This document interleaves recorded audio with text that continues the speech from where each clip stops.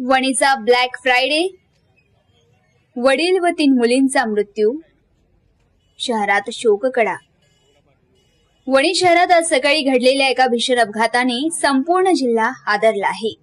जन्नत हॉटेलजवळ कार आणि ट्रकची जबर धडक होऊन एकाच कुटुंबातील 4 जणांचा मृत्यू झालाय, तर 5 वर्षाची मुलगी गंभीर जखमी आहे। रियाजुद्दीन शेख ही आपल्या मुलींना गाडी चालवायला शिकवत असताना ही दुर्घटना घडली। त्यांच्या 3 मुली मायरा, झोया आणि अनिबा यांचा जागीच मृत्यू झालाय। रिया शेख किरकोळ जखमी झाले होते, पण आपल्या लेकींचा मृत्यू सहन न झाल्याने त्यांना हृदयविकाराचा झटका आला आणि त्यांनीही प्राण सोडले।